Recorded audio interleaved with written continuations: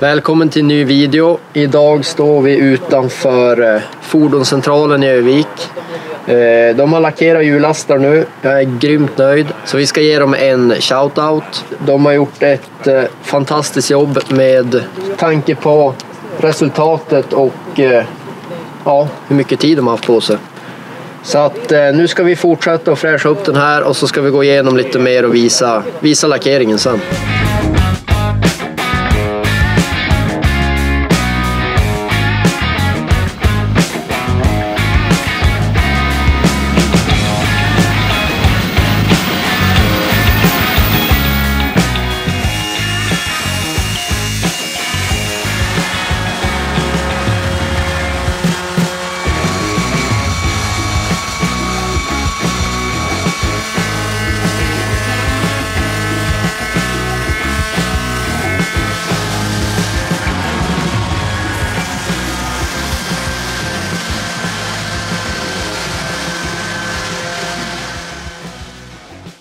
Ja, nu är vi tillbaka i garaget. Eller tillbaka, hjullastaren har aldrig varit här, men nu är vi i garaget i alla fall.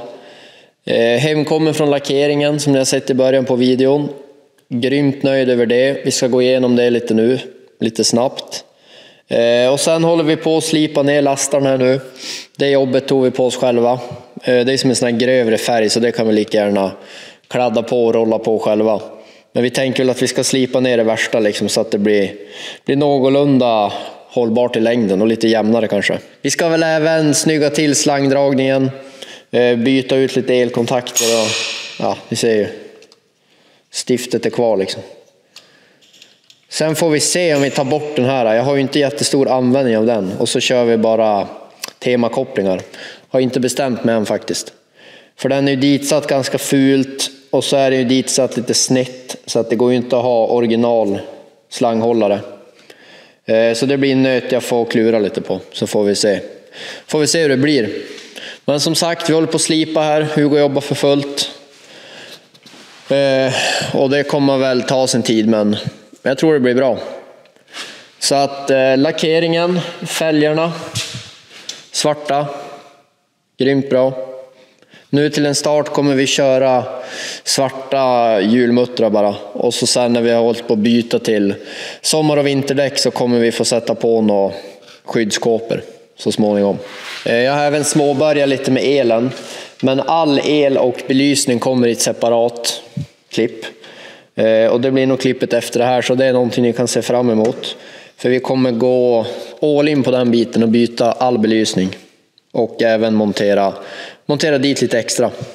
Kör lite stup. Ja, vi har lite uppställt. Men det är ju blås på allting. Man kan säga att hela ramen är lackerad. Det vi ska göra senare i den här videon är att polera hytt och huv. Även gråa där uppe. Den här videon är ju då i ett betalt samarbete med Autodiode. Vi körde ett samarbete med dem i fjol också med tvätt av grävaren.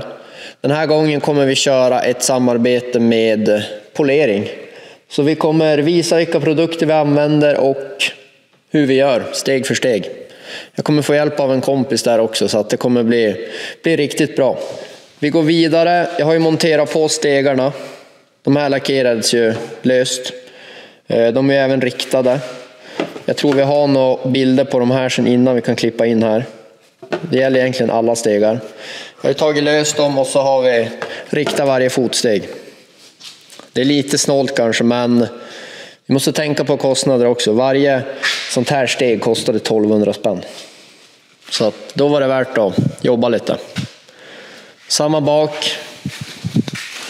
Samma egentligen med hela ramen. Ni ser det som nytt. Jag hoppas vi har mycket före- och efterbilder vi kan klippa in under tiden. Den här plåten är ju bytt till ny. Den gick inte att rikta. Eller det var inte värt det snarare. Den här riktade jag ju själv. Vart riktigt bra. Satt på nya såna här. Sen är det väl, det här är det enda jag gjort hittills med belysningen. Jag satt dit klubbor. Så jag har gängat ur hålen här, borrat hål, gängat ur. Och så har jag borrat ett hål igenom som kommer in här ute. Och så har jag kopplat in mig på positionsljus då. Sen har vi, de här är utbytbara glasen. Vi kommer gå igenom mer om det i belysningsvideon. Så att när det är dags för besiktning så är vi på vitt framåt. Ja, ni ser ju här bak, det är som nytt. Vill även ha motvikten slät lackerad. Så det är inte det här grova räffliga som det är original. Vi ska på med ett drag här från YPV. Det är beställt så det kommer väl inom dagarna här. Så att vi kan dra skogskojan och sådär. Man ska ju inte dra i det här för då är det som jag har fått förklara till mig bara direkt i motvikten. Så då fäster man ju draget i chassit också.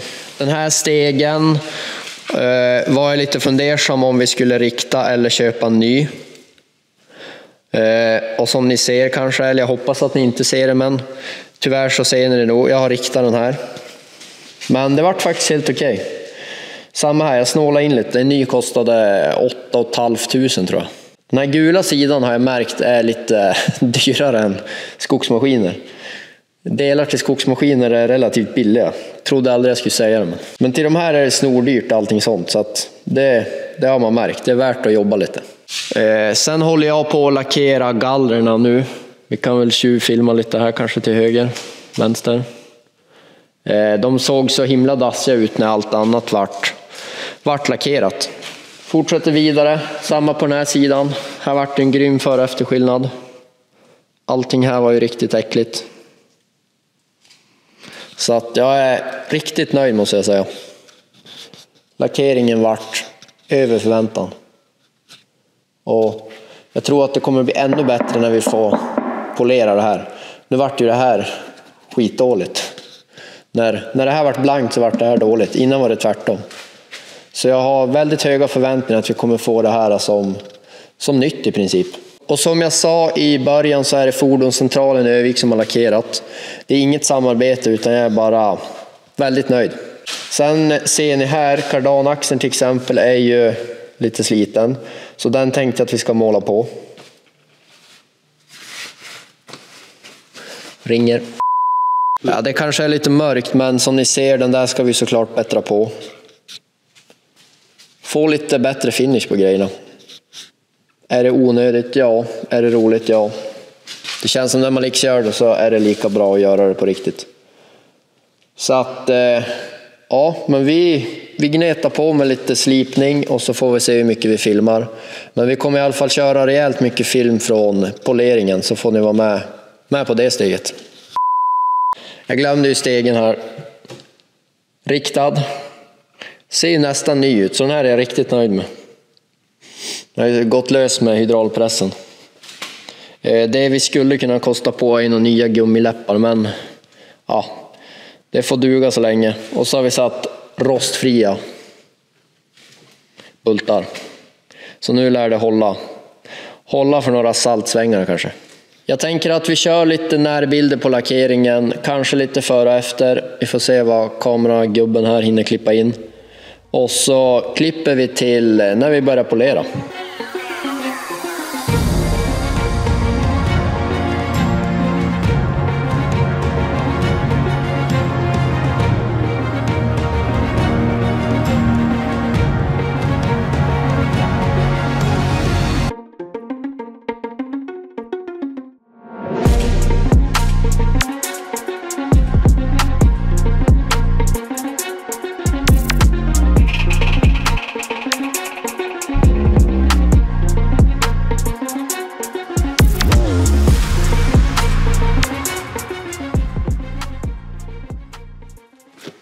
Sådär, då var vi framme vid poleringsstegen. Som ni kanske har förstått så är videon i ett betalt samarbete med Autodude.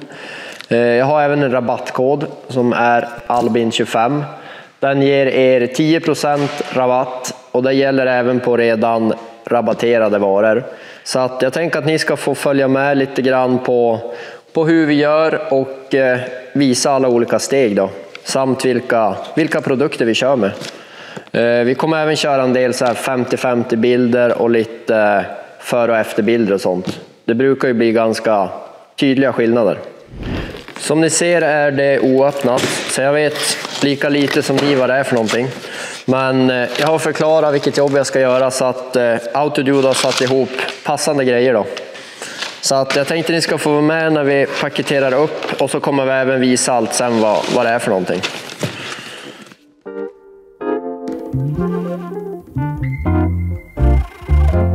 Här har vi maskinerna. Det här är en mindre maskin, så att de här trisserna är till den. Det är lite mer detaljarbete, nära kanter och lite sådana grejer där det är svårt att komma åt. Den är batteridriven, så att jag ska sätta den på laddning nu. Och sen här har vi den större polermaskinen som vi kommer köra nästan med det mesta med då. Och sen är det ju olika trisser för att klara av det här då. Det är olika steg på allihop. Jag har väl inte riktigt hunnit sätta mig in vad det är riktigt, men det här ska ju klara allt vi ska göra idag då. Och så har vi även lite passande medel. Och de här ska ju klara av, jag har tjuvläst lite, det mesta. Så det är både att man polerar in det, och så det här tror jag var även ett eftersteg. Så att det är de här produkterna vi ska köra med. Det här är ju en rengöring som man kan ha både innan och efter då. Så att det är väl det första vi ska göra. Så att vi kommer rengöra nu, och så kommer vi sätta upp lite tejp och sådär, så att vi vet vart vi har kanter. Nu har jag hunnit kika igenom trisserna lite grann. Det är egentligen två olika typer. Det är både ulltrisser och foam.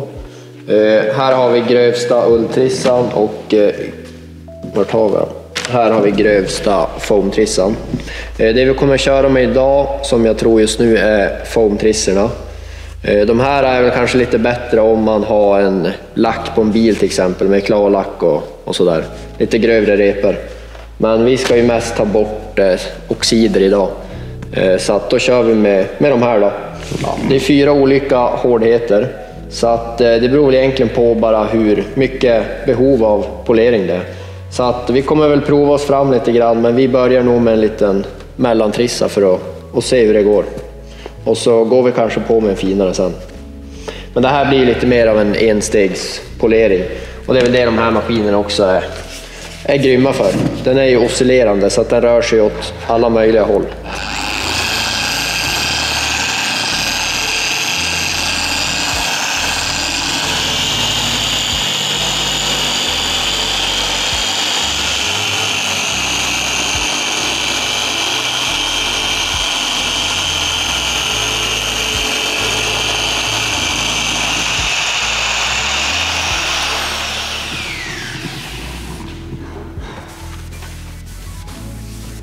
Vi provar och kör en liten repa här. Vi har liksom bra ljus här nu, så vi tänker att det blir en bra före efter kanske. Det vi ska köra nu, vi kör den här lilla maskin. Det är lite konstiga vinklar här, lite trångt, så vi provar den. Och så kör vi det här medlet då. Så att vi får väl se hur det går. Och så är det en medium trissa.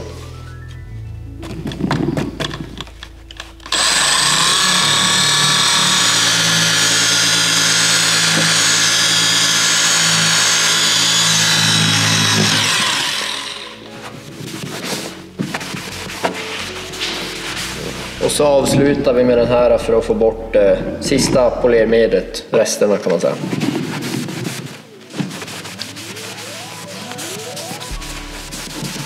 Nu sliter vi bort tejpen.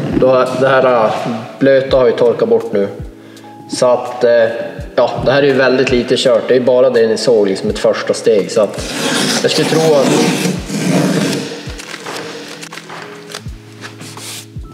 ja, ni ser ju vilken grym skillnad det vart.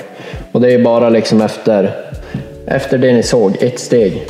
Så att det vi kanske kommer göra är att köra på en gång till. Då får vi bort det ännu lite till.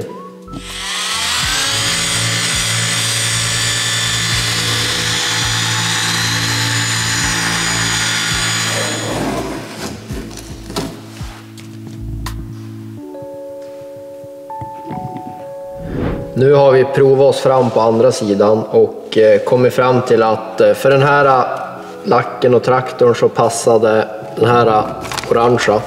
Det är den näst grövsta i den här serien. Den passade väldigt bra för oss, så att vi har kört på den. Den var som lagom.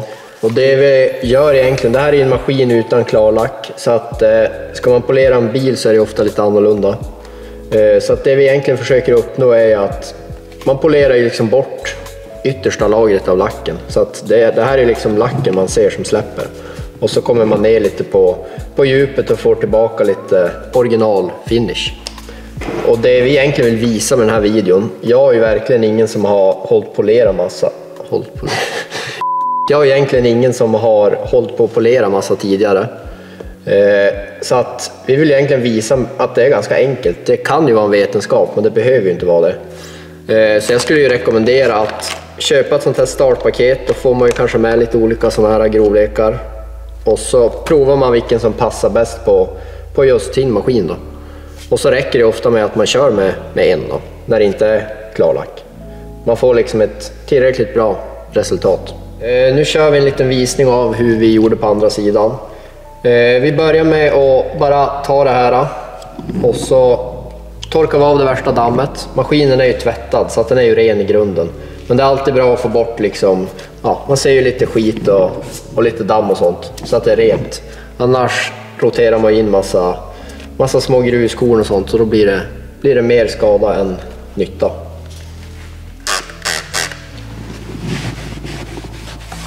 På samma sätt som det finns olika trisser så finns det även olika medel. Vilken grovlek och vilket steg man är i. Även här kör vi bara ett mediummedel för att det ska bli enkelt. Och det har funkat jättebra på andra sidan. Så vi är på lite lagom bara. Lite lagom med medel och så börjar vi med att kleta ut det och så kör vi en låg.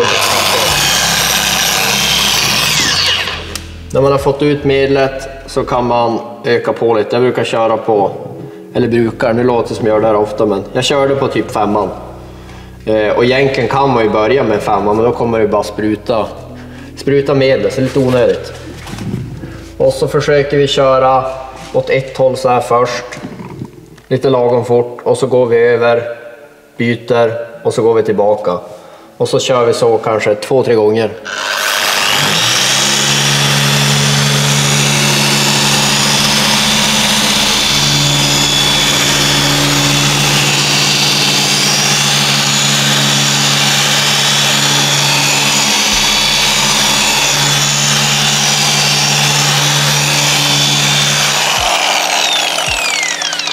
Något man inte ska snåla på, det är att köpa lite mikrofiberlukar. Den här hade vi för att grovtorka som vi hade i början. Och så nu kör vi en sån här bara för att få bort överflöd av medel. Och sen avslutar vi med den här final cleanern igen då, som vi börjar med. För att få bort de sista resterna av medlet då.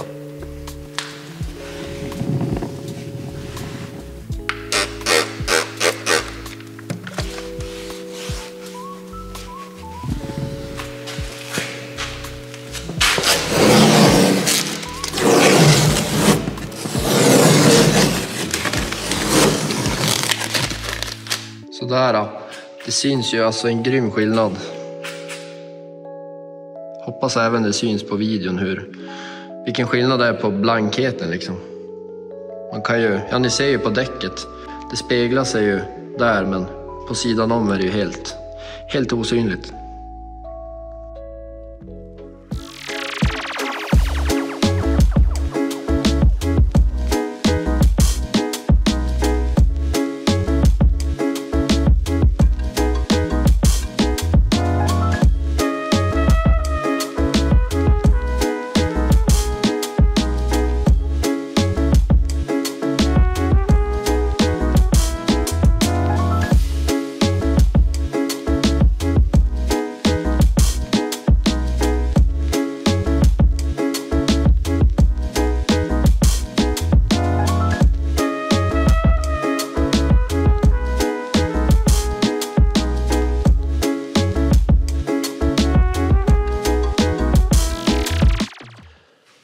Sådär, nu är vi färdiga.